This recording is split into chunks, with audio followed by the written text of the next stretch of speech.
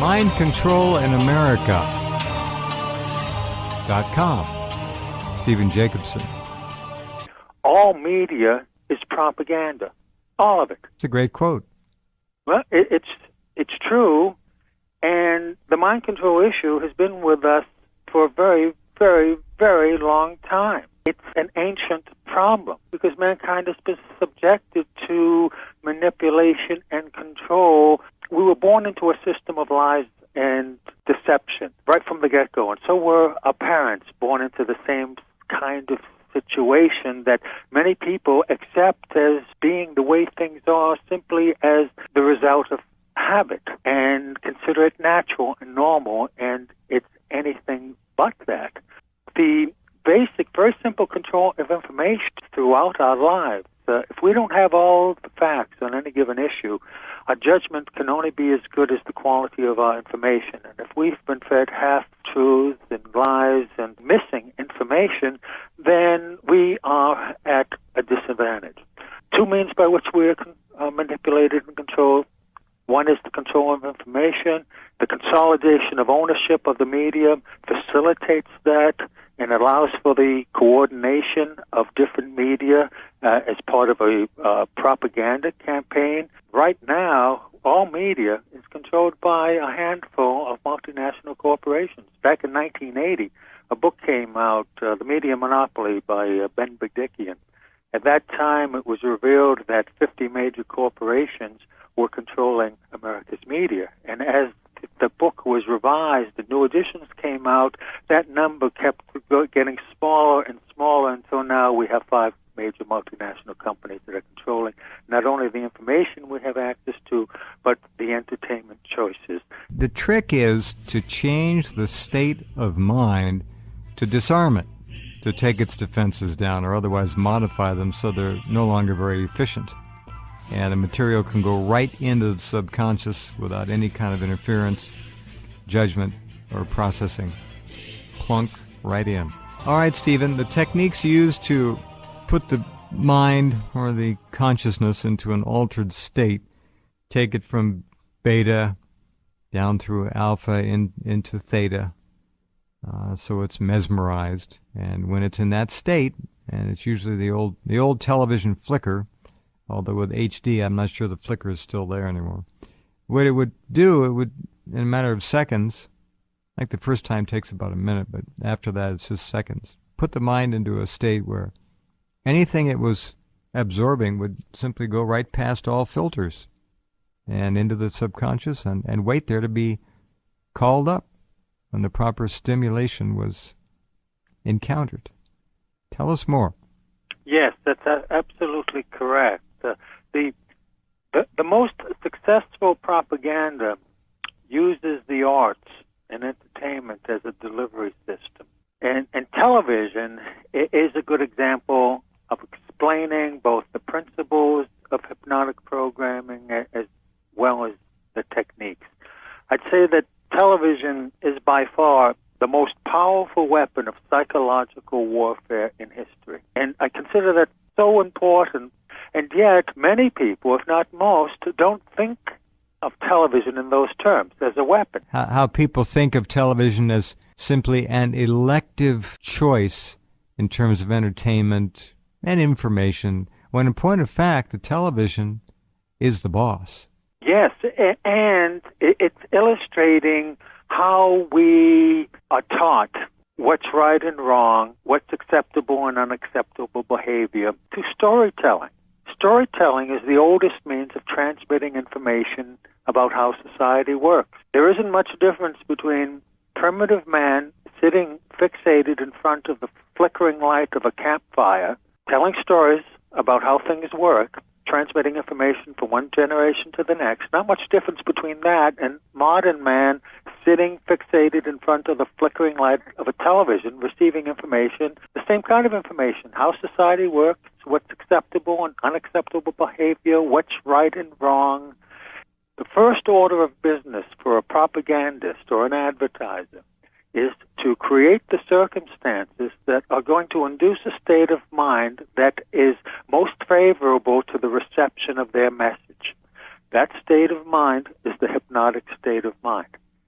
state of mind, natural. We go in and out of it throughout the day. It's a twilight state of mind in which there is no conscious mental activity going on.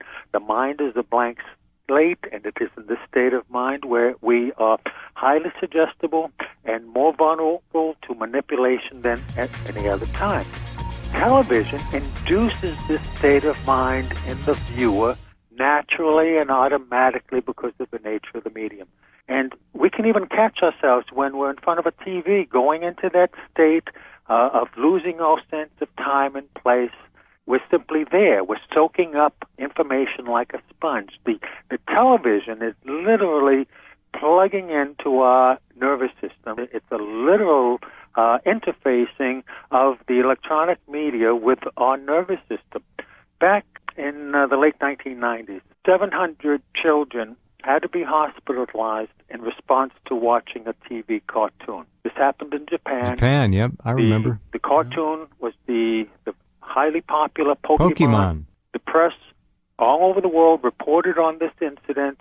What happened was that strobing flashes of light pulsated from the eyes of one of the cartoon characters, and this caused epileptic-like seizures. Hold on, Stephen. Hold on, would you please? We have to pause right there. We'll come back. Definitely. Stephen.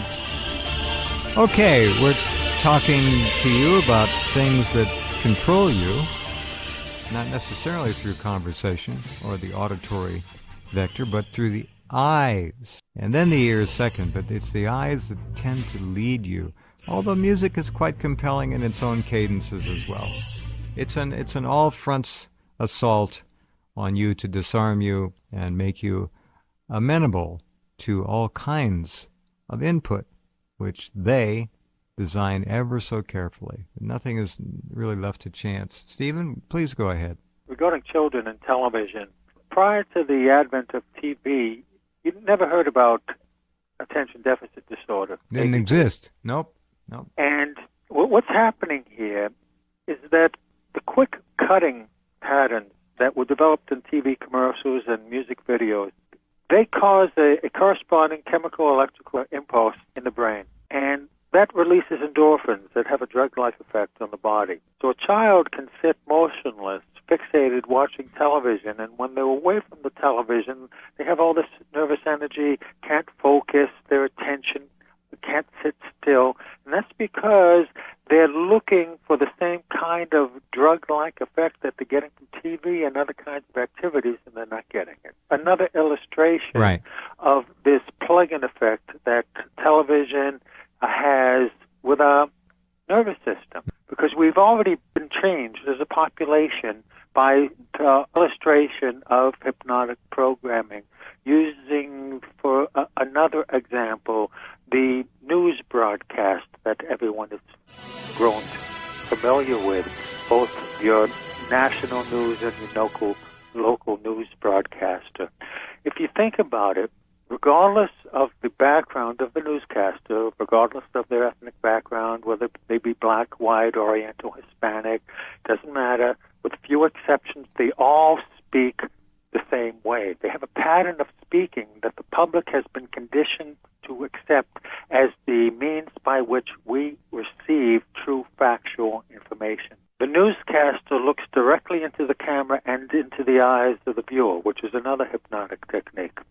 The newscaster is an authority figure, which is another element. People will tend to accept information even if they don't understand it, if it is coming from an accepted and respected authority, and then the information repeated over and over and over again until it becomes a conditioned response.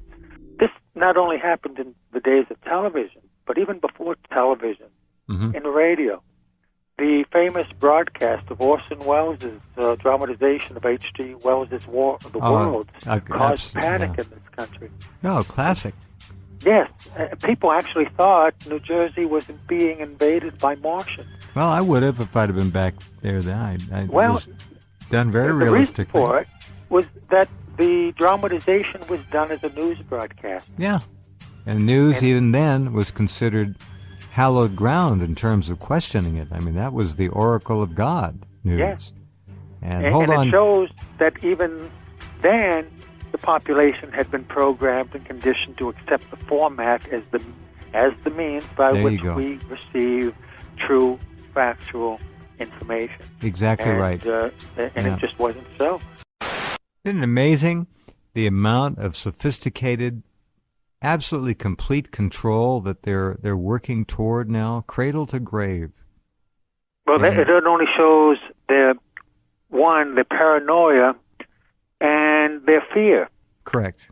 They're afraid of us. They have fear too. You see, they keep us entrained and entranced via fear, anxiety, anticipation, and all the rest of those related synonyms. And yet, on the other side of the coin, they themselves are driven by fear that we might become out of control. And wake up. Right. And that's what they're trying to prevent.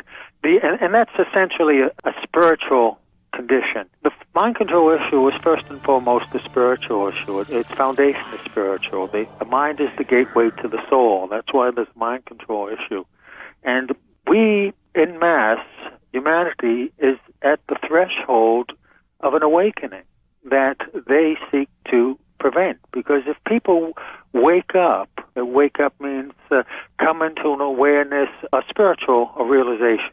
Because that's the only thing that's going to solve the problems that we face. They're just so basic and fundamental. We're not going to fix things with Band-Aid measures, trying to tinker here and there and fix the economy. You're not going to fix the economy without attending to the issue of honest weights and measures and an honest medium of exchange as the lifeblood of commerce. The dishonest money system has corrupted all segments of society, including organized religion, which is part of the problem. This is the mind control issue is a spiritual issue. And the fundamental problem for mankind is that we have been encouraged to misidentify ourselves as the physical body. And when people do that, then they become fearful because the body is subject to death. And by keeping people afraid and stressed out and great anxiety, prolonged periods of time is a strategy of psychological warfare, because then people can't think clearly. Add to this the manipulation of economic factors, and you have a twin pincer movement where the population is literally being squeezed. The nation is suffering from the effects of a scientifically induced nervous breakdown. That's what we're seeing all around us. We are the first media generation that caused a psychological standardization that later was fragmented, and so that different groups can be spoken to individually and programmed individually. The real issue, it's a spiritual issue. Spiritual consciousness is the only solution to the problems and suffering of material existence, and it's on that platform where we have our power, because it requires us to look within for the answers, and that's the only way we're going to find them. We've been conditioned to look outside of ourselves for the answers and to use our mind in an analytical way to think our way out of a problem. Right. Thinking got us into this mess. It sure did. And the quality of our thinking has to change. We haven't been taught how to think. We've been taught what to think. And God forbid that we learn how to think, because that's what these guys are afraid of. There are more of us than there are of them, and the only way they can control and manipulate the large masses is through illusion and deception. And it's like the Wizard of Oz behind the curtain. Exactly. And the cultivation of this anxiety and fear is astoundingly profitable. Look at the psychopharmacological maniacs at work coming up with these fluoride-based drugs, SSRIs, all kinds of psychotropic medications, which literally, if the television and the lifestyle and the peer pressure and the media and the self-absorption and the narcissism of the physical body doesn't do it, these drugs will. And they'll seal the individual permanently into a crypt of morose behavior and absolute obedience to a paradigm that is antithetical to human life as it used to be.